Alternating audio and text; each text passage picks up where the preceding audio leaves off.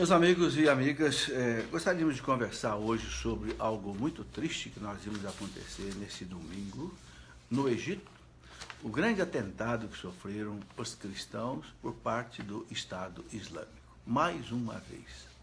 A notícia diz que, a notícia que nós temos em mãos, nos mostram a terrível tragédia que aconteceu. Duas igrejas, né, uma na cidade de Alexandria e outra numa outra cidade, né?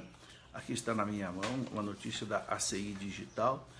Atentados contra igrejas no domingo de Ramos matam dezenas de cristãos no Egito.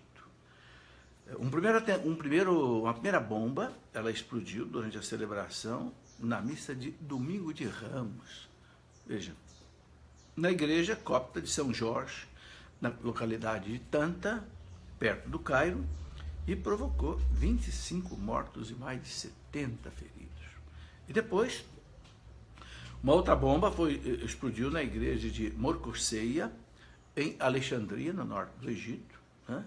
E de acordo com os meios de comunicações egípcios, nesse segundo ataque, 2 pessoas tinham morrido e dezenas ficaram feridos. Bem, é interessante a gente notar que o Egito tem cerca de 84 milhões de habitantes, é um país bastante populoso, e cerca de 10% são católicos, ou melhor, são cristãos. Nem todos católicos, até mesmo os ortodoxos, mas são cristãos. E nós temos aí cerca de, portanto, 7, 8 milhões de cristãos. Bem, a cidade do Cairo, por exemplo, é a cidade chamada cidade dos 1000 minaretes. O minarete é a torre de uma mesquita muçulmana. A maioria é absolutamente muçulmana. E aí, com esse Estado Islâmico radical, que quer implantar o islamismo a ferro e fogo no mundo inteiro e quer eliminar os cristãos, então isso está acontecendo. Bem, tudo isso, meus irmãos, é significativo que aconteça exatamente na Semana Santa. A semana em que o Senhor Jesus passou pela sua terrível paixão. O que nós vemos, meus irmãos, o que nós entendemos é que isso não acontece só com Jesus, mas acontece também com o corpo de Jesus, o corpo de Cristo, a Santa Igreja. E é isso que eu gostaria de meditar um pouco hoje com você. Recebo aqui as pessoas que estão participando, estão vendo aí a Antônia Gomes, o Vando, né? Compartilhe com seus amigos, porque nós precisamos pensar nisso, nós precisamos rezar, né, por esses irmãos que sofrem longe de nós, né, mas que estão sofrendo. É algo muito triste. Eu gostaria também de dar aqui alguns dados que são relevantes. Por exemplo, a revista Isto É, veja, uma revista que não é católica, é uma revista leiga. A revista Isto É publicou há um tempo atrás, né, exatamente no dia 14 de novembro de 2011, essa matéria que eu copiei aqui, né, não dá para você ler, mas eu vou ler para você. Essa matéria da revista Isto É, ela diz assim: a intolerância religiosa. E aqui traz alguns dados muito interessantes, que são os seguintes. Até hoje, 70 milhões, vejam bem, de cristãos foram mortos por causa de sua fé. 70 milhões de cristãos. É uma revista que não é católica, é a revista Isto É. 45 milhões somente no século XX. Olha que coisa interessante. Em toda a perseguição que a igreja já sofreu nos 20 séculos, foram 70 milhões de cristãos, sendo que 45 milhões foram no século XX. Então, o século XX sozinho, como disse o Papa João Paulo II no ano 2000, o século XX sozinho ele fez mais mártires do que os 19 séculos anteriores. Isso é algo trágico. Ou seja, ao invés de aumentar a tolerância religiosa, com o passar dos séculos, a intolerância foi aumentando. Né? Esta fonte aqui chama-se, a fonte é a World Christian Trends, que é uma fonte americana, que fez essas pesquisas. Bem, 160 mil cristãos são mortos atualmente. E a notícia diz que um cristão é assassinado a cada 5 minutos. Veja que dado terrível. Um cristão Não só católico, mas também ortodoxo, também protestante. É cristão, por causa de Jesus Cristo. Um cristão é assassinado a cada 5 minutos. A cada 5 minutos. De cada 10 pessoas perseguidas em países islâmicos, 7 são cristãos. De cada 10, 7 são cristãos. Desde 1945, quando houve o término da Segunda Guerra Mundial, 10 milhões de cristãos emigraram de seus países por causa das perseguições. Está aqui um relato da revista Isto É, exatamente no dia 14 de novembro de 2011.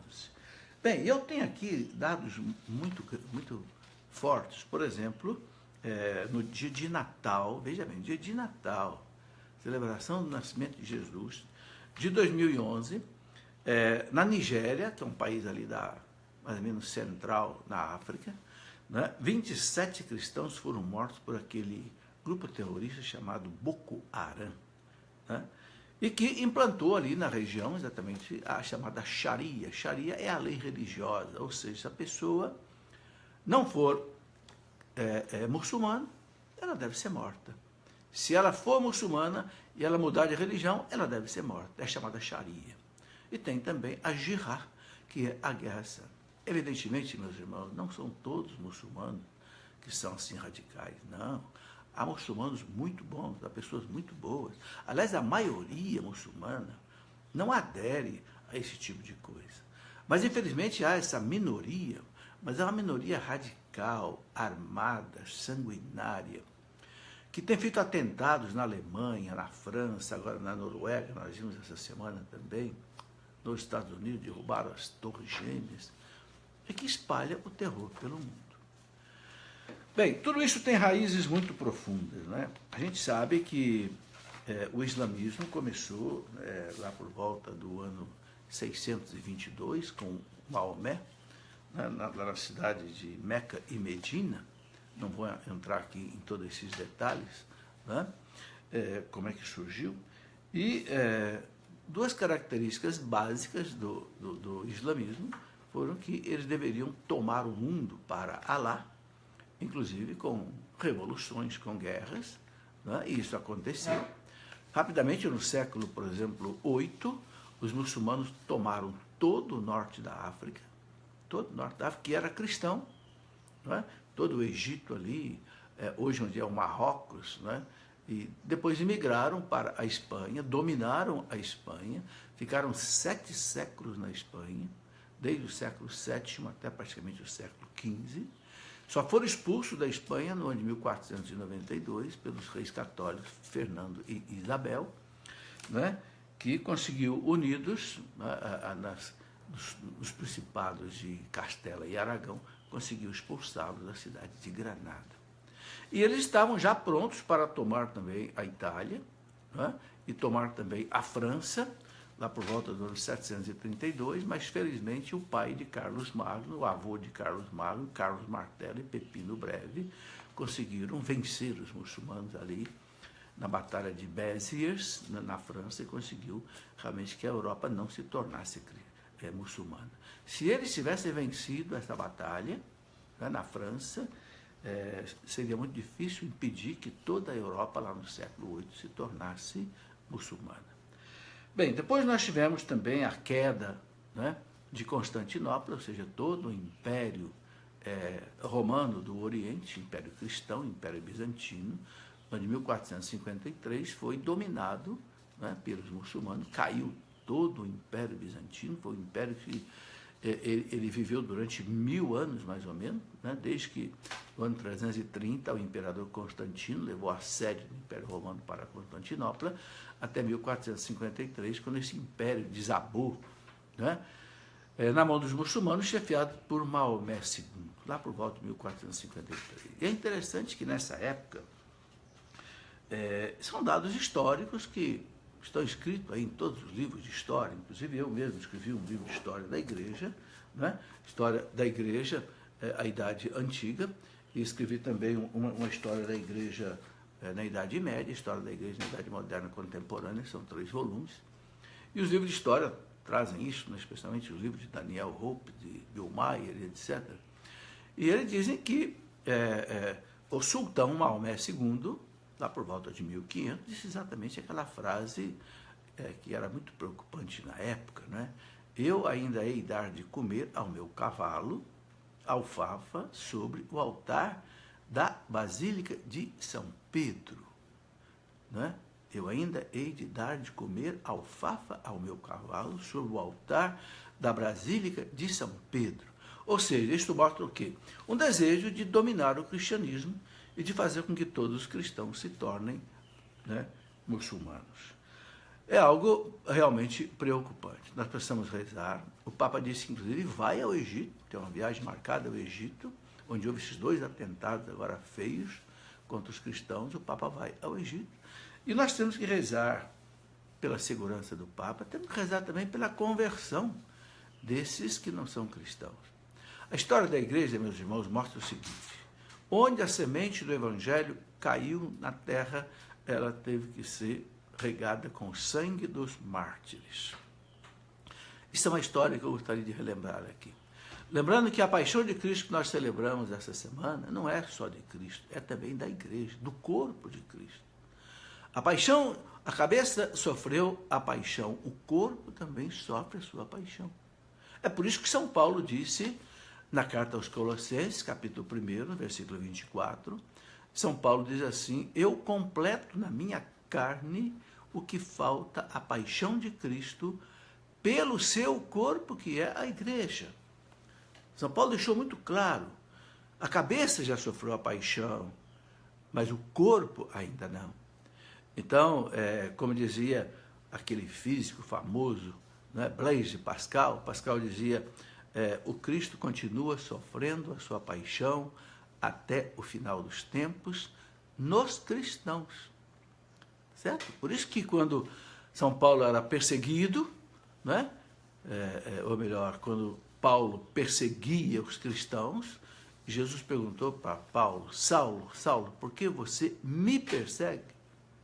Ou seja, quando você persegue os cristãos, você está perseguindo Cristo, porque o Cristo sofre em cada cristão.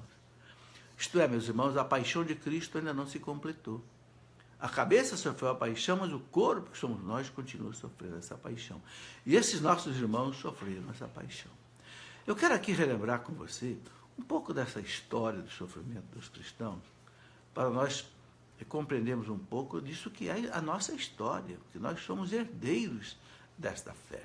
Bom, mas antes eu tenho aqui 2 perguntas, né? A pergunta do Samuel Rosa, que pergunta assim: professor, não acha muito arriscado o Papa viajar para lá?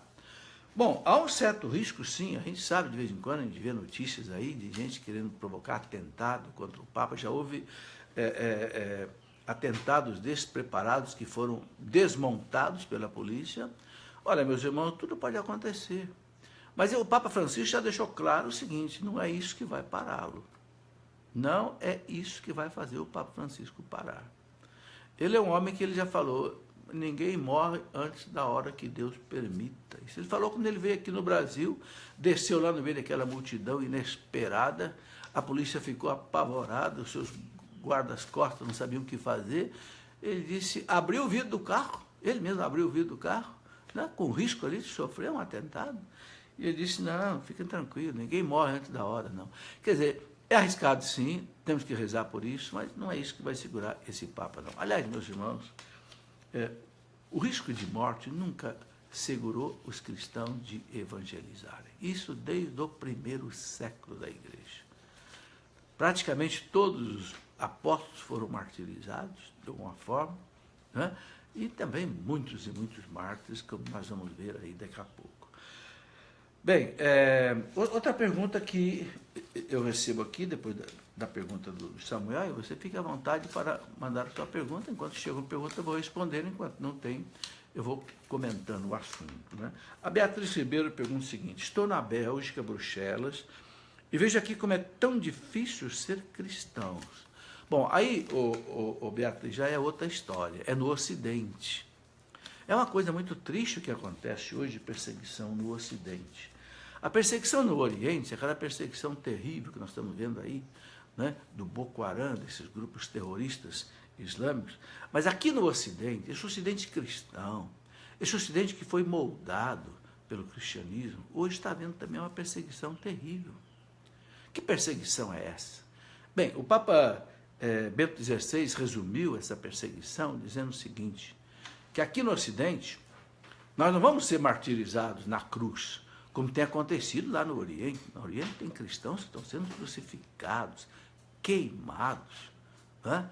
Na Nigéria, por exemplo, eu vi esses dias, cristãos foram queimados vivos, outros crucificados. O Papa Bento XVI disse uma época que nós não seremos aqui no Ocidente passar por isso não, porque a própria cultura cristã não permite isso aqui no Ocidente, essa cultura que moldou a civilização ocidental. Mas o Papa diz, mas aqui nós temos que estar nos preparados para o martírio da ridicularização. Martírio da ridicularização, ou seja, o martírio da zombaria, o martírio do desprezo. Né? É preciso entender, meus irmãos, não sei se você acompanha o que eu estou querendo dizer. Onde é que o mundo hoje está em convulsão, está tremendamente agitado por essas perseguições? É no Oriente. Aqui no Ocidente, nós não temos essas catástrofes que nós estamos vendo no Oriente. Claro, os problemas que existem aqui no Ocidente são problemas de luta pela democracia, contestações ao governo, que acontecem. Mas nós não temos esse terrorismo que a todo dia você vê nos jornais, bombas explodindo na Síria, na Jordânia, na Arábia Saudita, em todos os lugares ali. Isso por quê? Porque a cultura que moldou o Ocidente é uma cultura cristã. Né? O Dr. Thomas Woods, que escreveu aquele livro, Como a Igreja Católica construiu a civilização ocidental, ele mostra por que isso. Né? Durante, praticamente, desde a queda do Império Romano, até hoje, praticamente, a cultura que moldou o Ocidente, essa cultura que valoriza a mulher, essa cultura que valoriza a caridade, essa cultura que valoriza a paz, é uma cultura cristã. Agora, infelizmente, hoje, o que está acontecendo? Nós estamos vivendo aqui no Ocidente um neopaganismo, um novo paganismo, ou seja, aquilo que se chama de secularização. O que é a secularização? É a retirada de Deus da sociedade. Então, querem retirar os símbolos religiosos cristãos. Há escolas que é proibido se colocar a Bíblia na biblioteca. Né? É proibido aula de religião em muitas escolas. E se começa a ensinar uma série de coisas que estão radicalmente contra a doutrina católica. Claro, você sabe muito bem o que eu estou falando. É ideologia de gênero, é aborto, é eutanásia. Por exemplo, na Bélgica, na Holanda, né? A Beatriz que nos escreve, era de Bruxelas, na Bélgica, né? Ali já existe a eutanásia aprovada por lei. A Bélgica, a Holanda faz negócio de 4, 5 mil eutanásias por ano, ou seja, apressa a morte da pessoa, não respeita a morte natural da pessoa, legalmente. Né? Ou a família autoriza, ou o próprio doente pede para ser eutanasiado. Tudo isso é contra a lei de Deus. Então, por isso que ela diz aqui que como, ela diz assim, né, como é difícil, né, vou ler de novo aqui, a Beatriz, né, mora na Bélgica, Bruxelas, como é tão difícil ser cristão. Exatamente por quê? Por causa desse martírio que diz o Papa Bento XVI da ridicularização. Mas, sabe, eu diria, Beatriz, o seguinte, é aí que nós temos que ser uma luz acesa do cristianismo. Por quê? Porque você repara bem, quando tem um lugar muito escuro, você acende um palitinho de fósforo, é um alívio, não é? Alguém que liga o seu celular, né, na lanterna, é um alívio. É a força da luz. As trevas não podem contra a luz. Então, Cristo disse para nós, vós sois o sal da terra, vós sois a luz do mundo. Esses cristãos que estão morrendo, meus irmãos, lá no Oriente, e esses cristãos que estão sendo perseguidos aqui no Ocidente, por esse laicismo anticatólico, anticristão, que querem retirar os símbolos, querem impedir de se propagar a doutrina cristã. Se você fala, né, aquilo que é contra a doutrina cristã, você chega a ser ameaçado, processado, porque você está pregando o Evangelho. mas é a luz que está sendo acesa. É difícil para todos nós, mas Jesus disse, vocês são o sal da terra, vocês são a luz do mundo. Eu me lembro que uma carta lá do primeiro século, a chamada carta a Diogneto, que primeiro ou segundo século, talvez deva ter sido escrita por um grande santo da igreja, São Justino, que foi mártir, né?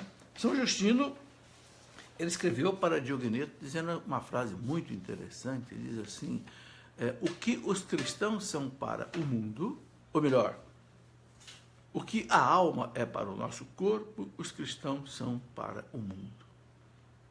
Ora, o que a alma é para o corpo? É tudo, é a vida. Quando a alma deixa o corpo, é a morte. O corpo vira o quê? Um cadáver. Logo entra em putrefação, em decomposição. Por quê? Porque saiu a ânima, em latim, alma. Né? Então, a carta de Diogneto diz, aquilo que a alma é para o corpo, a vida, os cristãos são para o mundo. Ou seja, se você tirar os cristãos do mundo, o mundo vira um cadáver. E se nós estamos percebendo, meus irmãos, que esse mundo está cadavérico, não é verdade? São bombas para todo lado, atentados para todo lado, é fome no mundo que sobra alimento. Sobra alimento no mundo que muita gente passa fome. Não é? Quer dizer, é um mundo que está em decomposição. Mas a carta de Diogneto diz, é porque os cristãos não estão aí no mundo, como sal da terra, como luz do mundo. Um cristão, meus irmãos, que se posicione a favor de Jesus Cristo, ele ilumina, como um palito de fósforo ilumina uma escuridão. Bem, continuando aqui, eu tenho a pergunta do Augusto César. Professor, é correto nós termos sede de justiça e pagar com a mesma moeda o que esses terroristas fizeram com os cristãos? Eu desejaria uma nova cruzada nos dias de hoje. Fico muito triste com essas notícias.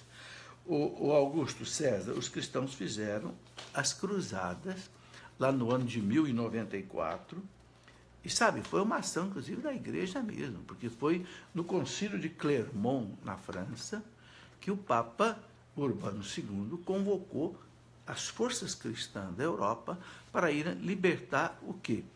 O Santo Sepulcro de Cristo, que estava sendo destruído pelos muçulmanos lá por volta do ano 1000. Porque os muçulmanos tomaram a Palestina e começaram a destruir todas aquelas igrejas cristãs católicas que Santa Helena, a mãe de Constantino, no século IV, foi lá para a Palestina e construiu a Basílica do Santo Sepulcro, a Basílica da Natividade em Belém, a Basílica da Anunciação em Nazaré e muitas outras igrejas que Santa Helena construiu. Isso provocou na Europa cristã do século XI uma revolta tremenda. Então, o próprio Papa Urbano, no Concílio de Clermont, na França, convocou os exércitos, e o príncipe João da Áustria chefiou esses exércitos, que tinha forças francesas, italianas, espanhóis, e etc., né? Italianas, e um exército assim, de quase 600.000 pessoas, de pessoas que não eram soldados, não, eram gente que deixava suas casas, deixava suas famílias, e o Papa, inclusive, Urbano, baixou um decreto dizendo o seguinte: quem violar qualquer coisa dos cruzados que foram à Terra Santa, né, roubar, por exemplo, algum bem do cruzado deixou aqui, vai ser excomungado da igreja. Havia, inclusive, essa conotação. Bem, os cristãos foram lá, dominaram a Terra Santa, constituíram, inclusive, um reino ocidental em Jerusalém, né? Inclusive com os templários, que tinham a sua sede ao lado do Templo de Jerusalém, por isso ficaram sendo chamados de cavaleiros templários, que faziam que protegiam os cristãos que iam em peregrinação à Terra Santa. Bom, houve essa cruzada toda, não foi uma guerra de ataque, não foi uma guerra de defesa. Veja bem, a Palestina estava na mão dos cristãos, foi invadida e os lugares sagrados estavam sendo destruídos. E naquele tempo, lá no ano 1000, quer dizer, há 1000 anos atrás, não havia a diplomacia de hoje, não havia os acordos internacionais, não havia uma organização das nações. Então, naquele tempo, tudo era resolvido assim. Então, não se pode julgar também tudo que foi feito naquele tempo com a mentalidade de hoje. Seria um erro histórico, seria um erro científico tremendo. Ok? Agora, a igreja, você sabe muito bem, ela não paga o mal com o mal. Jesus disse, né? Amai os vossos inimigos, né? Orai pelos que vos perseguem, abençoai aqueles que vos amaldiçoam. Então, a igreja não quer que se pague violência com violência. A igreja nunca fez isso. Os mártires de todos os tempos, desde a perseguição dos judeus, quando Cristo morreu, em que mataram, né, Santo Estevão, mataram Tiago Maior e mataram muita gente, e os cristãos se espalharam pela Palestina, depois foram para Roma, com São Pedro e com São Paulo, e ali em Roma foram 250 anos de massacre dos cristãos pelos imperadores. Começou com Nero, lá no ano 64, Pedro e Paulo foram mortos no ano 67, depois veio a perseguição de Trajano, Domiciano, Décio, Vespasiano, Aureliano, até a pior perseguição foi a perseguição de Diocleciano, por volta do ano 300 e pouco. E os cristãos não revidavam, derramavam seu sangue. Mas o que aconteceu? Essa é uma lição importante que nós aprendemos. Roma se tornou cristã. Aquele império, preste bem atenção nisso, aquele império que foi o maior império que a humanidade já conheceu, porque foi o império que era dono do mundo. Quando você olha para o mar Mediterrâneo, toda a volta do mar Mediterrâneo, você começando aí com Portugal, Espanha, Itália, França, Alemanha, Bélgica, Holanda, etc., vai lá para a Grécia, né, vai lá para a Turquia, desce lá pela Síria, desce lá para a Palestina, o norte da África, o Egito, toda a região hoje de Marrocos, tal, Cartago antiga, até voltar à Espanha pelo Estreito de Gibraltar. Toda essa volta do mar Mediterrâneo, que hoje pertence a mais de 30 países, esse mar Mediterrâneo pertencia a um povo, o povo romano, o Império Romano. Eles chamavam o mar Mediterrâneo de Mare Nostrum. Nenhum navio atravessava o mar Mediterrâneo sem ter o alvará do porto romano, que ficava na cidade de Ostia, que era uma cidade ali a mais ou menos 100 quilômetros de Roma, à beira-mar. No entanto, meus irmãos, o que aconteceu? Esse império pagão, que quis massacrar o cristianismo, e massacrou durante 50 anos, mas esse império se tornou cristão. No ano 313, o imperador se converteu, porque a sua mãe tinha se convertido, Santa Helena. Não é? E é muito interessante isso, como é que o Constantino se converteu. Ele na última batalha que ele tinha contra outro comandante, era um dos dois ia se tornar, né, César, né, ou seja, o chefe supremo do Império Romano, era Constantino e Maxêncio. Antes da batalha com Maxêncio, Constantino viu um sinal no céu. Os historiadores narram isso. Viu a cruz, e embaixo da cruz ele viu uma frase, escrita em latim, in hoc signo vinces, sob esta cruz vencerás, sob esse sinal vencerás. O Constantino, lá no ano 303, 306 mais ou menos, mandou pintar a cruz em todos os escudos dos soldados e prometeu para Jesus, ele não era cristão, que se ele vencesse realmente Maxêncio, ele se tornasse imperador, ele se faria cristão. E ele se fez cristão. E ele proibiu a perseguição aos cristãos no ano 313, depois de 250 anos. Ele proibiu, né? Inclusive aboliu a crucificação no Império Romano, porque o Cristo tinha sido crucificado. E ele, pelo decreto, então, de Milão, proibiu a perseguição. Depois, mas ele não proibiu o paganismo continua. Mas no ano 385, um outro imperador cristão, Teodósio, aí sim proibiu, pelo decreto de Tessalônica, proibiu o paganismo. Aí ele colocou o cristianismo como a religião oficial do Império Romano. Veja que transformação, meus irmãos. O Daniel Ruppes, o grande historiador da igreja, diz que foi feita a revolução da cruz. não a revolução da violência. Foi feita a revolução da cruz. Tá? Então, respondendo aqui a essa pessoa que perguntou se a gente deveria revidar aí na mesma moeda, a igreja não usa esse método, né? A igreja prefere os canais de diplomacia, a conversa. Claro que há medidas que são possíveis ser tomadas com alguns tipos de boicote, que pode ser colocado aí como legítimo, né? E é algo difícil da gente mensurar, porque vidas humanas estão em jogo, né? Então, é algo difícil de colocar. Mais uma pergunta aqui, o Diego Rocha pergunta assim, como fazer diálogo com um povo que não ouve? Como construir pontes onde não tem base do outro lado? O Diego, é verdade, sim. Essa é a angústia que todos nós sofremos. Esses radicais islâmicos, fanáticos, eles não querem discutir. Eles querem tomar o mundo para o islamismo radical. Eu repito aqui, não são todos muçulmanos, não. Você vai nos Estados Unidos, tem muito muçulmano pacífico, vai na Espanha, vai na Inglaterra. Não são, os próprios muçulmanos não concordam com essa ação do Boko Haram, desses radicais, né?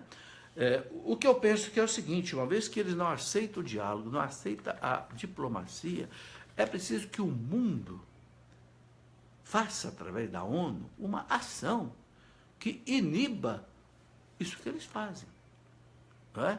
Com segurança, com outros tipos de ações, não sei, aí é uma coisa muito difícil, eu não vou aqui nem sugerir nada, porque seria até arriscado, seria até irresponsabilidade minha. Mas eu penso que dentro daquilo que a igreja considera como ético, como a igreja ensina que a violência, ela só é legítima quando é colocada a serviço da justiça e do amor. Então, por exemplo, existe a legítima defesa. Não matar é um mandamento. Mas se você está prestes a ser morto por um agressor injusto e você não tem outra saída a não ser matá-lo, então a legítima defesa diz que você pode matá-lo. E o catecismo da igreja diz o seguinte, você deve matá-lo, se você não tem outra alternativa. Veja bem, isso é aquilo que a gente chama de mal menor. Se houver uma outra alternativa, use uma outra alternativa, evite a morte do outro. Por quê? Porque entre duas mortes, entre a morte de um inocente e a morte de alguém injusto, o mal menor é morrer aquele que é injusto, porque você tem família, você tem esposa, você tem filhos. Ok? Então, nisso tudo, entram essas questões. A Cida Oliveira Santos pergunta assim, toda essa perseguição e guerras que tudo indica que virão, pode ter ligação com o centenário de Fátima? Cida, é difícil a gente fazer uma correlação direta de tudo isso com o centenário de Fátima. A gente sabe que as mensagens de Fátima, elas se voltavam mais para o século XX, né? E principalmente para o comunismo ateu, que tinha tomado ali grande parte da Europa, né? E principalmente a Rússia. Então, Nossa Senhora disse bem claro, né? Que, por fim, o coração dela triunfaria na Rússia, se a Rússia fosse consagrada ao coração dela. E a Rússia foi consagrada ao coração de Nossa Senhora pelo Papa João Paulo II no ano 1985, por isso que logo em seguida desabou o muro de Berlim, o muro da vergonha, né? E o comunismo se dissolveu em todos aqueles países ali, Hungria, Bulgária, Polônia, Tchecoslováquia, Alemanha Oriental e até na própria Rússia. Bem, mas é difícil fazer uma conotação aí com os 100 anos do santuário, do desaparição de Fátima. Porém, Nossa Senhora é mãe da igreja. Então, sendo mãe da igreja, a gente deve, de fato, rezar muito nesses 100 anos, também nos 300 anos da aparição de Nossa Senhora Aparecida. Aliás, eu aproveito aqui para dizer que no dia 18 de maio, no programa que eu faço na TV Canção Nova, Escola da Fé, eu vou conversar com o senhor arcebispo novo aqui, de Aparecida, Dom Orlando Brandes, que vamos conversar, inclusive, sobre esses 300 anos das aparições de Nossa Senhora Aparecida e outros assuntos também pela nossa Escola da Fé. Mas é preciso a gente rezar, pedir a Nossa Senhora, que é mãe da igreja. Nossa Senhora sempre protegeu a igreja, né? que ela interceda por nós, interceda por esses irmãos que estão morrendo terrivelmente lá no Ocidente. Vimos também, por exemplo, aquela coisa horrorosa que aconteceu na Síria, veja, lá no Oriente, mais uma vez, né? Essa cultura, né, fraca, né, no aspecto de defesa da vida, né? Aquela guerra química na Síria, que coisa horrorosa, as cenas que nós vimos aí na televisão, na internet, gente morrendo asfixiado por um gás químico, né, que corta a respiração praticamente da pessoa, que coisa horrorosa. Né? Então, tudo isso nós temos que pedir muito a Nossa Senhora. Marlene Silva, quem é Alá? É o nosso Deus? Marlene, Alá é o Deus de Maomé. Maomé, quando fundou o islamismo, ele disse: só existe um Deus, ele não é politeísta. Isso foi lá por volta do ano 622. Havia um politeísmo, quer dizer, muitos deuses ali na cidade dele, em Meca. Havia lá a tal Kaaba. A Kaaba era assim, um templo de muitos deuses, um politeísmo. Maomé se revoltou contra tudo aquilo e ele criou o islamismo em cima do Corão, ou Alcorão, que ele disse que recebeu de um anjo, Gabriel, né? Mas a igreja não acredita nisso. Né? E ali ele então propagou que só existe um Deus, que é Alá, né? O Todo-Poderoso. E o seu profeta, que é Maomé, é o que ele ensinava. Só existe um Deus, que é Alá, e o seu profeta, o seu enviado, que é o Maomé. Né? Então, Alá, para nós cristãos, Deus são três pessoas divinas, num único Deus. Mas um Deus em três pessoas: o Pai, o Filho e o Espírito Santo. Eles não acreditam que Jesus Cristo é Deus, não acreditam no Espírito Santo e não acreditam em Deus como Pai. Acreditam num único Deus, que é chamado de Alá. É isso. Marister Furtado pergunta o seguinte: como pode ter dois papas? Disseram isso na reportagem da explosão da igreja no Egito. O Marister, o que houve muitas vezes na história da igreja é que havia um papa e havia depois, às vezes, um antipapa. Você sabe que o papa ele é eleito pelos cardeais da igreja. Mas ao longo da história da igreja, muitas vezes, mais de 37 vezes, houve antipapas. Por quê? Porque havia interferência de famílias nobres que, né, tirava, vamos dizer assim, não aceitava o papa legítimo e elegia outro. Né? Agora, eu penso que o que a reportagem está se referindo aí é do patriarca copta. O patriarca copta não é um papa, ok? Mesmo os coptas que são cristãos, eles obedecem ao papa. É preciso entender que no Oriente nós temos os ortodoxos, que não são católicos, não obedecem ao papa. Então eles têm os seus patriarcados. Por exemplo, existe o patriarca de Jerusalém, existe o patriarca de Constantinopla, existe um patriarca na Rússia. São patriarcados ortodoxos, não obedecem ao papa, não são papas. Agora, os católicos orientais, eles têm também os patriarcas, mas esses patriarcas estão submissos ao papa. Ok? Entende bem? Então, ortodoxos que separaram da Igreja Católica no ano de 1054, no chamado cisma de Miguel Cerulário, eles têm os seus patriarcas e eles não são católicos, não obedecem ao papa. Mas há os chamados maronitas, melquitas, coptas, católicos, que têm os patriarcas, para eles são os bispos. Esses patriarcas são como nossos arcebispos aqui, mas estão subordinados ao Papa, à jurisdição do Papa, ok? Essa é a diferença. Ana Mello pergunta o seguinte: o judaísmo, o islamismo e o cristianismo vêm do mesmo pai Abraão? Na verdade, vem. Né? Você sabe que Abraão teve 2 filhos, né? Isaac e Ismael. Ismael era a filha da escrava, né? Agar, porque o Abraão não conseguia ter um filho com Sara. Então, naquele tempo, o casal não ter um filho era algo assim tão triste, tão assim, vergonhoso. que, às vezes, a esposa pegava a sua escrava para ter um filho com seu marido, para que não ficassem sem filho, pelo menos na família. Foi exatamente o que Sara fez com Abraão. Pegou a sua escrava Agar e Abraão gerou o Ismael. Mas depois Sara teve o Isaac. Então de Isaac nasceram os judeus, né? E de Ismael os ismaelitas, que depois foram os árabes, e daí vem a maioria árabe se transformou em muçulmano. Veja bem, nem todos os árabes são muçulmanos. Por exemplo, há muitos árabes no Líbano, na própria Síria, no próprio Egito, são árabes e são católicos, são cristãos. Mas a maioria árabe se tornou muçulmana, ou muitos se tornaram muçulmanos. Entende? Então, o cristianismo vem do judaísmo, que vem de Isaac. E os muçulmanos vêm de Ismael, que é filho da escrava Agar com Abraão. Então, de certa forma, Abraão é o pai tanto dos cristãos quanto dos muçulmanos. E é triste ver essa briga, né, entre, vamos dizer assim, de onde está indo de uma mesma raiz. Muito bem.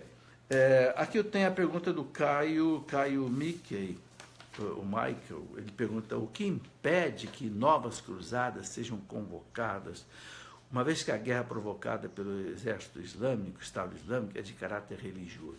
Ô Caio, você pode ter certeza, a igreja não vai fazer uma cruzada como naqueles tempos do ano 1000. Veja bem, naqueles tempos do ano 1000, como eu falei aqui, era algo legítimo a defesa pela força daquele jeito. Não se pode culpar os cristãos de terem feito as cruzadas. As cruzadas foi um movimento de fé assim extraordinário. Até crianças foram para a guerra para defender a fé. Era uma expressão de fé tremenda. Você sabe que na Idade Média nós tivemos 4 grandes expressões da fé. Era o quê? Era a construção das grandes basílicas, era o construir para a glória de Deus, eram as peregrinações, o caminhar para buscar Deus, eram as cruzadas, o lutar para Deus, e eram as universidades, o saber para Deus. Era fruto daquela fé da cristandade da Idade Média, uma coisa muito bonita. Mas hoje os tempos mudaram. Nós temos 1000 anos depois, então você pode ter certeza que a igreja nunca vai convocar uma cruzada na base da que houve. Claro, de jeito nenhum. A igreja é extremamente sábia, ela aprende as coisas. Agora, o que é preciso fazer é uma ação internacional, né? Primeiro, para receber esses imigrantes que estão fugindo aos milhões, só da Síria já fugiram mais de 2 milhões. Então, o que precisa é uma ação, primeiro, de caridade, de acolher esses imigrantes. Depois, também, uma ação que possa coibir a ação desse Estado Islâmico. Mas aí é uma ação que deve envolver todo mundo.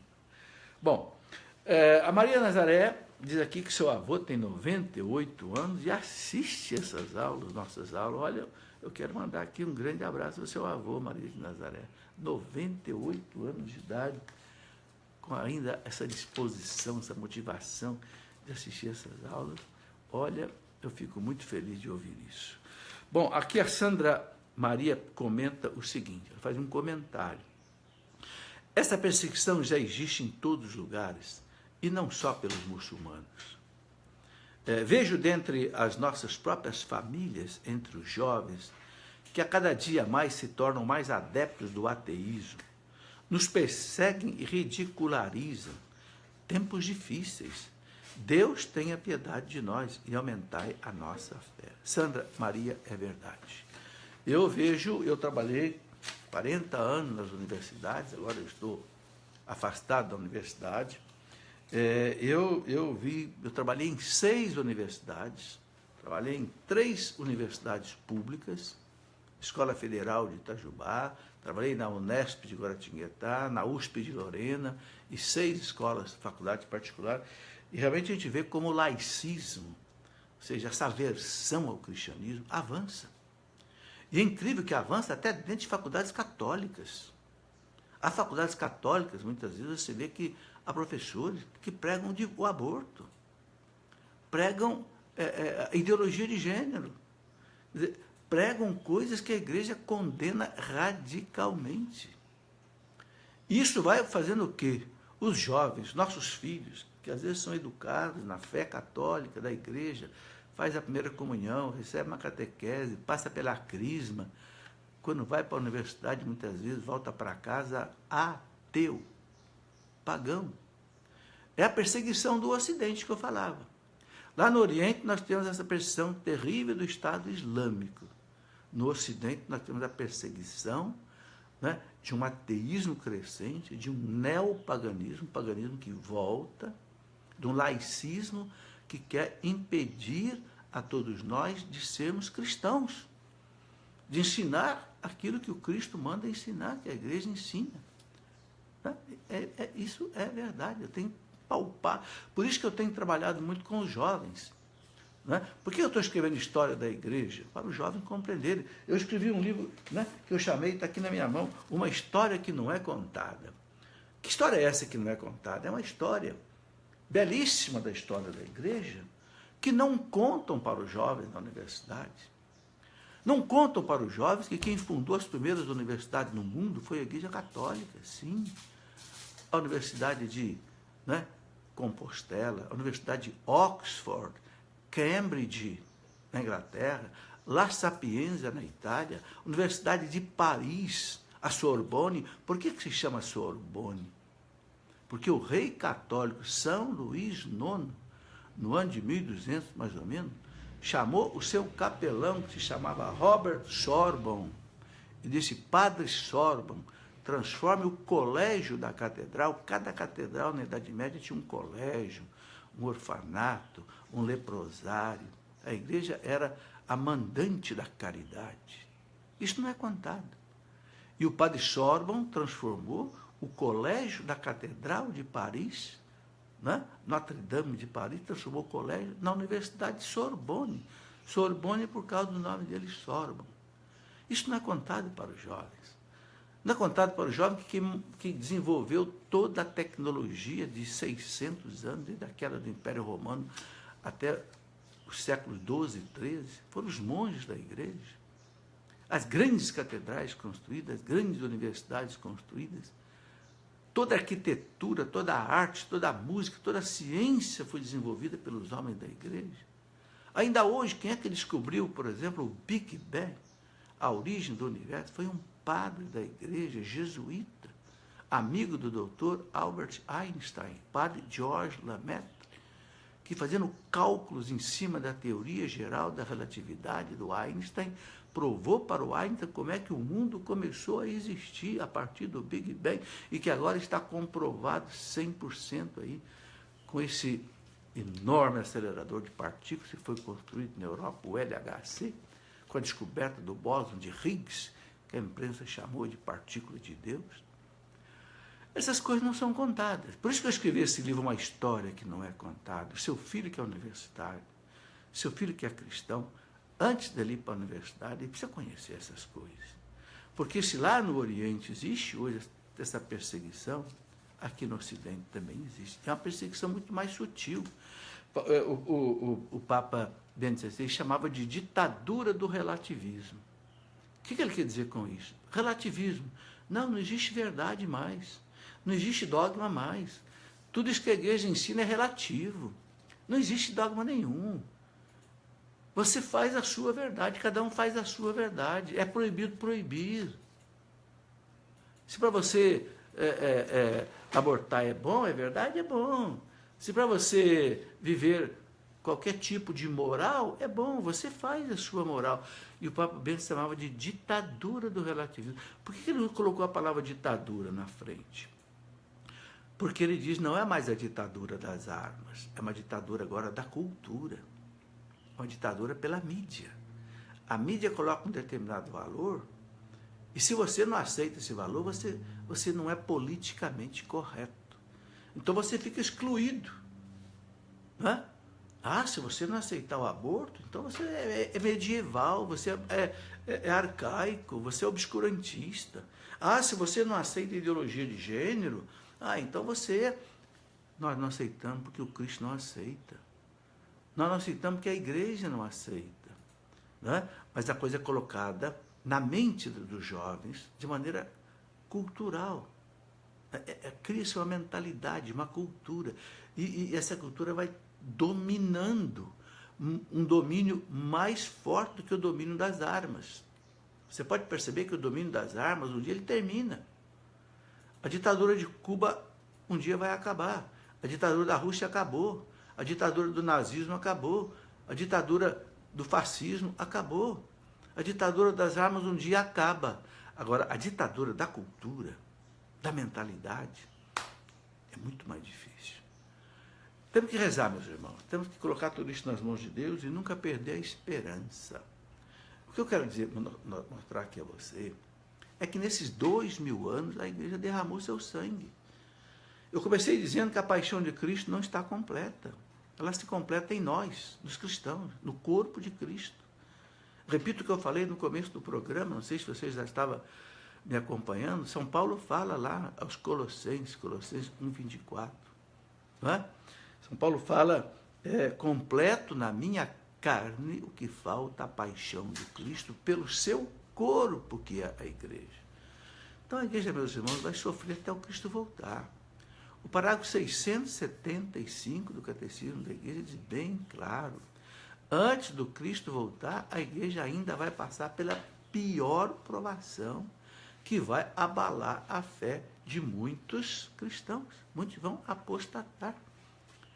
E o Catecismo deixa claro que a perseguição não será uma perseguição assim, tanto pela violência, será pela sedução. Como acontece nas universidades. Né? Entende? O que a universidade coloca hoje muito na cabeça dos jovens? Por que muitos jovens hoje vão deixando a fé? Porque vão apresentando esses filósofos ateus como ídolos. Como disse o Papa João Paulo II, os falsos profetas fizeram escola no século XX. Então é um Nietzsche, é um Feuerbach, é um Schopenhauer, é um Marcuse, né? É um Balzac. Esses filósofos ateus que ensinam para os jovens que a vida não tem sentido. Como Schopenhauer, que dizia, a vida é uma semana, são 6 dias de trabalho e 1 dia de tédio. E aí o que acontece? Os jovens perdem o sentido da vida. Por que no Japão hoje e no mundo inteiro há tanto suicídio? Eu li esses dias que no Japão acontece cerca de 30 mil suicídios por ano. Eu não sei dizer quanto acontece aqui no Brasil, nem aqui na Europa, mas não é pouco, não. Mas o que falta, então? Falta um sentido para a vida. E um sentido para a vida, meus irmãos, só Jesus Cristo pode deixar. Papa João Paulo II disse aquela frase maravilhosa naquela encíclica dele, a primeira encíclica que ele escreveu, Jesus Cristo, Redentor dos homens, Redemptor hominis. João Paulo II disse uma frase que eu, desde a primeira vez que eu li, nunca mais eu esqueci. João Paulo II disse, só Jesus Cristo, né, dá ao homem a dignidade e a sua identidade verdadeira. Ele disse, sem Jesus Cristo, o homem permanece para si mesmo um desconhecido, um mistério insondável, um enigma indecifrável. Ou seja, o homem sem Jesus Cristo ele fica que nem um bêbado. Ele não sabe onde ele vai. Não tem rumo, não tem sentido. Ele não sabe quem ele é. Ele não sabe o que está fazendo aqui nesse mundo. Ele não sabe o sentido do sofrimento, o sentido do trabalho, o sentido do casamento, o sentido de você gerar um filho. Ele não sabe para onde é que você vai depois que você morre. Então o Papa diz, sem Jesus Cristo o homem não conhece a sua identidade. Porque Jesus disse, eu sou a verdade. Aí vem uma ditadura que diz assim, não existe a verdade. Então elimina Jesus Cristo, elimina a vida. Né? Lá no capítulo 1 do Evangelho de São João, no versículo 9, né? São João escreveu, ele é a luz que vindo a esse mundo ilumina todo homem. Ele é a luz que vindo a esse mundo ilumina, ou seja, põe luz na sua vida. Por isso que Jesus disse, eu sou a luz do mundo. Quem anda comigo não anda nas trevas. Sabe, meu irmão, não tem outra salvação para esse mundo. É por isso que nós temos que ter a esperança de enfrentar todas essas dificuldades. Seja lá do Oriente, seja aqui do Ocidente, a esperança não decepciona, de São Paulo na carta aos Romanos, capítulo 5, versículo 5, a esperança não decepciona. Cristo é vencedor. Né? Diz lá o salmista, nós estamos apenas esperando que seus inimigos sejam colocados como escabelo de seus pés. Ou seja, Cristo voltará, vai reinar, haverá novos céus, haverá nova terra. Então, esta é a nossa esperança, essa é a nossa alegria. Bem, aqui eu vou rapidamente colocar a pergunta da Vânia da Silva, porque dizem que Jesus é o filho de Davi, porque ele é da descendência de Davi, da tribo de Judá, como estava previsto lá pelos profetas, ok? E o Marco Antônio Santos gostaria de saber por que tanta violência, principalmente contra crianças e inocentes? Por que Deus permite isso e evita aquelas atrocidades? Ô Marco, não é Deus que permite, não é Deus que quer, Deus não tem nada a ver com isso, é a maldade do homem.